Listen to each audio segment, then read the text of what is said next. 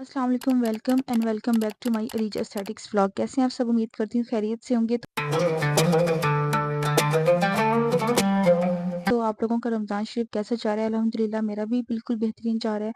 तो जनाब आज मैं बनाने लगी थी मुरब्बा। तो मुझे मुरब्बा ही चाहिए था क्योंकि पता है सहरी में आपको जो है वो बहुत ज़्यादा अच्छा लगता है, दिल करता है खाने का।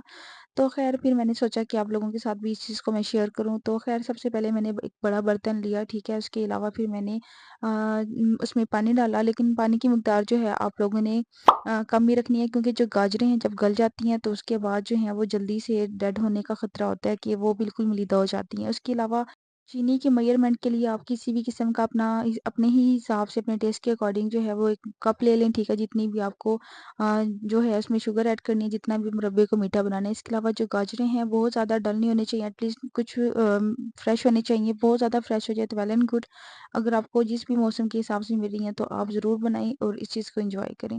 तो खैर इसके अलावा मैंने जो थी गाजरें वो मैंने छील ली थी। एक मेरे पास से एटलीस्ट आधा किलो थी और जिनको मैंने छीला और अपने ही हिसाब से अपने ही शेप्स के अकॉर्डिंग, मतलब मुझे ये वाली शेप्स चाहिए थी बहुत ज़्यादा बड़ी बड़ी। आपको पता है इतना नहीं खाया जाता, तो जितना ज़ाहिर है ज़रूरत होती है बंदा उस हिसाब से जो है वो निकाल के खा लेता है। तो खैर मुझे ये शेप्स बिल्कुल एक्यूरेट लगी क्योंकि देखिए हर बंदा इतना बड़ा वो पीस नहीं लेता। तो ख़ैर यहाँ पे पानी जो है हल्का-हल्का हीट हो रहा था और इसमें इलायचियाँ मैंने आपके सामने डाल दी थी और यहाँ पे मुझे चाहिए थी चीनी। फिर मैंने यहाँ पे जो है ये डेढ़ कप मैंने डाला था क्योंकि जब हम शीरा बनाते हैं तो हमें उस वहाँ पे जो है बेसिक नीड होती है चीनी की। तो यहाँ पे जनाब चीनी डालने के बाद मैंने इसे किसी भी आप चम्मच से, ज़रूरी नहीं होता कि आपने इसी चम्मच से करना है, जो भी आपके पास चीज़ अवेल है आप उस चीज़ से फ़ायदा उठा सकते हैं। आप यकीन जानें कि ये इतनी जल्दी बन गया था ना मुरब्बा के जिसकी कोई इंतहा नहीं। अच्छा इसमें ना 2 मेन इंग्रीडिएंट्स होंगे जो आप लोगों को चाहिए, एटलीस्ट चलिए 3 मैं बता देती हूँ आप लोगों को। इनमें आपकी चॉइस है, जो आपके पास है आप लोग डाल सकते हैं। लेकिन वो वीडियो के ना मैं आपको लोगों को लास्ट में बताऊँगी क्योंकि अभी ये प्रोसेस चल रहा है, फिर आप लोगों का जो है माइंड वो मिक्स मैच हो जाएगा, फिर इस तरह समझ नहीं आएगी कि क्या सीक्वेंस थी इस मुरब्बे की। खैर इस चीनी को अच्छी तरह इसमें ना मिक्स करना है और जब ये अच्छी तरह मिक्स हो जाएगी आप लोगों ने जो कट की हुई गाजरें हैं ना उन्हें लेकिन एक दफ़ा पानी में जो है वो भिगो लेना है, ठीक है? इससे ये होगा कि जो मिट्टी, जो डस्ट वगैरह जो आप ज़ाहिर है कटिंग भी करते हैं तो बैक्टीरिया वगैरह जो भी है वो भी अच्छे से रिमूव हो जाता है और इसके अलावा वो गाजरें भी फ्रेश हो जाती हैं। तो ख़ैर यहाँ पे अच्छी तरह जो है वो किसी हद तक चीनी जो थी वो मिक्स हो चुकी थी और आप लोग देख सकते हैं कि यहाँ मीडियम जो है वो पानी हीट इस वक़्त पकड़ चुका है। तो ख़ैर यहाँ पे जो गाजरें थी वो यहाँ पे मैंने फ्रेश कर ली थी पानी डाल के। मैंने आप लोगों को बताया कि बैक्टीरिया जो है ज़ाहिर है होते हैं, आप चाहे धो के भी अगर कट करें तो भी एक दफ़ा आप लोगों को फ्रेश कर लेनी चाहिए। तो ख़ैर इसके अलावा फिर मैंने इसे अच्छी तरह जो है इस तरह पानी में मसल लिया था ताकि इसमें जो भी मिट्टी या डस्ट है, जो भी मतलब मटीरियल वगैरह है ख़ैर वो उतर जाए और इसके अलावा ये फ्रेश हो जाए। ख़ैर अच्छी तरह यहाँ धो लेने के बाद इसकी आप लोग कलर देख सकते हैं कितना प्यारा फ्रेश हो गया है।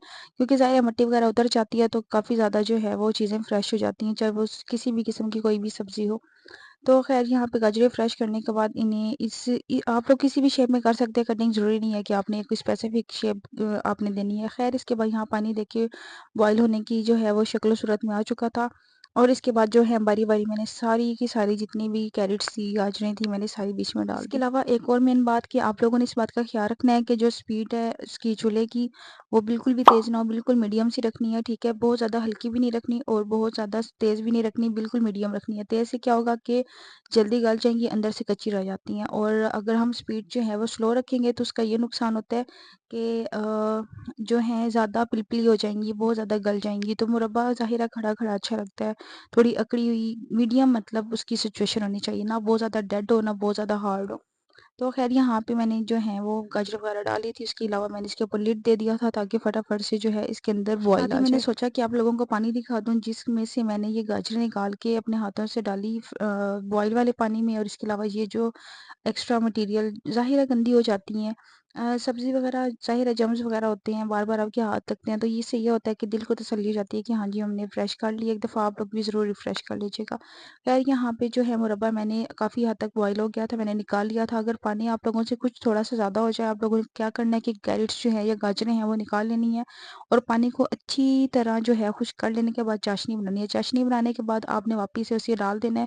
इससे ये होगा कि आप लोगों की जो चाशनी है ना बेसिकली वो اس میں یہاں پہ مین کردار ادا کرے گا، ٹھیک ہے، کیونکہ گاجریں جو ہیں وہ تو گل جائیں گی، اس کے علاوہ مین کردار یہاں پہ ہماری چاشنی کا ہے۔ اس کے علاوہ آپ لوگوں نے اسے شائن اور کلر دینے کے لیے آپ لوگوں نے مارکیٹس کا دیکھا ہوگا کتنی شائن کرتی ہیں، کرسٹل جیسا جو ہے ان کا وہ کلر آ جاتا ہے۔ اس کا وجہ، اس کی بیسیکلی وجہ یہ ہے کہ وہ لوگ ڈالتے ہیں کیا کہتے ہیں، لیمو، ٹھیک ہے، آپ لوگوں نے لیمو لے لینا ہے۔ اس کے علاوہ آپ لوگ اس میں بالکل لائٹ سا جو ہے سرکہ بھی ڈال سکتے ہیں، اس کے علاوہ ٹاٹری بھی ڈال سکتے ہیں۔ یہ تینوں چوائسیز آپ لوگوں کے پاس، آپ لوگ جو بھی چاہیں اس میں ایڈ کر سکتے ہیں، تاکہ آپ لوگوں کی جو مربع ہے اس کا کلر اچھا آ جائے اور دکھنے والا واہ واہ کرے۔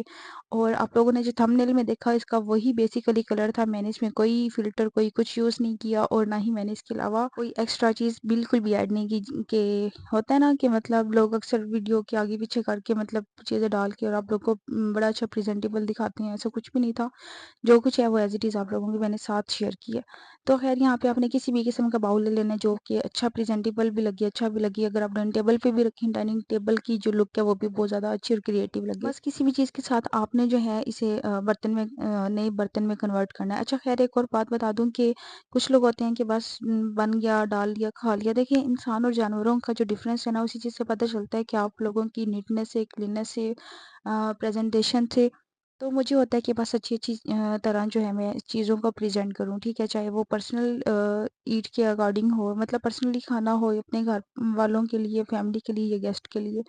تو خیر یہاں پہ سارا جو مربع تھا میں نے کنورٹ کر دیا تھا۔ اب آپ لوگوں کے ساتھ جو ہے میں اس کی فائنل لک جو ہے وہ شیئر کروں گی۔ ظاہر ہے بتانے میں ٹائم لگتا ہے، چیزوں کو پراپر وے میں جو ہے وہ ڈسکرائب کرنا ہوتا ہے، لیکن بلیو کریں میرے میکسیمم 10 سے 15 منٹ لگ گئے تھے، اس سے زیادہ میرا ٹائم نہیں تھا لگا۔